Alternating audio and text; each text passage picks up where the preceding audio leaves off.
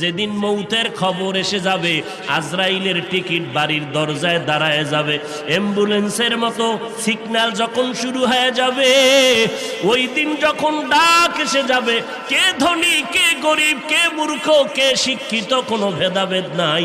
বাজারের 3টা সাদা কাফন রেডি হয়ে যাবে, কবরের সাইজও সমান হয়ে যাবে।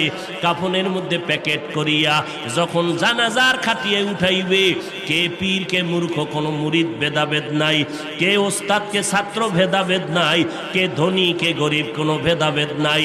কবরের দেশে নিয়ে যখন কবরে রাখিয়া সবাই মাটি দিয়া বিদায় হবে, আর একটা আয়াত পড়িয়া চিৎকার দিয়া বলবে, মিনহা খলাকনাকুম ওয়া ফিহা নুঈদুকুম ওয়া মিনহা নুখরিজুকুম তারাতান উখরা। সবাই চলে গেল, ওই কবরে 2 ফেরেশতা হাজির। ফেরেশতা আসিয়া মাথার মুষ্টি খুলবে, পায়ের মুষ্টি পুরাটাই খুলবে। 3টা প্রশ্ন তোমাকে আমাকে করবে। সমস্ত মানুষের বেলায় 3টা প্রশ্ন। রবের পরিচয় দাও, ধর্মের পরিচয় দাও, রহমাতুল লিল আলামিনের পরিচয় দাও। মদিনার নবী বলেন, যারা দুনিয়াতে রবের গোলামি করে যাবে, তারা কবরে গিয়া জবাব দিবে, রব্বি আল্লাহ, আমার রব একমাত্র কে?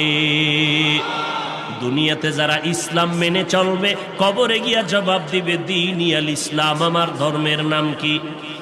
দুনিয়ায় যারা নবীর সুন্নতের আমল করে যাবে, আঙ্গুলের নখগুলো কেমনে কাটবে সেখানেও সুন্নাত, মাথার চুলগুলো কেমনে রাখবে সেখানেও সুন্নাত, বান্দা জুতা কেমনে পরবে সেখানেও সুন্নাত।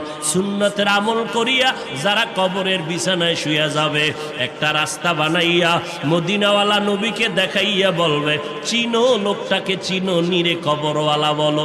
যারা আমার মাওলার মোহাব্বতে নবীজির আশিক হইয়া কবরে যাবে, নবীর আশিকেরা নবীরে দেখিয়া চিনে ফেলবে, বলবি নি তো আমার মায়ার নবী। যেই নবীকে না দেখিয়া টুপি পরলাম, দাড়ি রাখলাম, কত মানুষ টুপিওয়ালা বলে গালি দিল, দাড়িওয়ালা বলে গালি দিল, তারপরও টুপি ফালাই নাই, দাড়ি ফালাই নাই। আল্লাহর নবীর সুন্নতের মেসওয়াকটা পকেটে নিয়ে চলছি, কত মানুষ কত উপহাস করেছে, তারপরও সুন্নাত ছাড়ি নাই। নবীজি বলেন, সাথে সাথে আল্লাহ তাআলার গায়বী আওয়াজ এসে যাবে।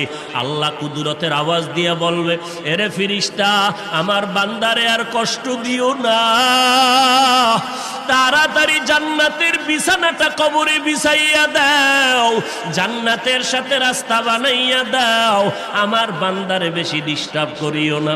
আমার বান্দা দুনিয়াতে কষ্ট কম করে নাই, ঠিক মতো খানার প্লেট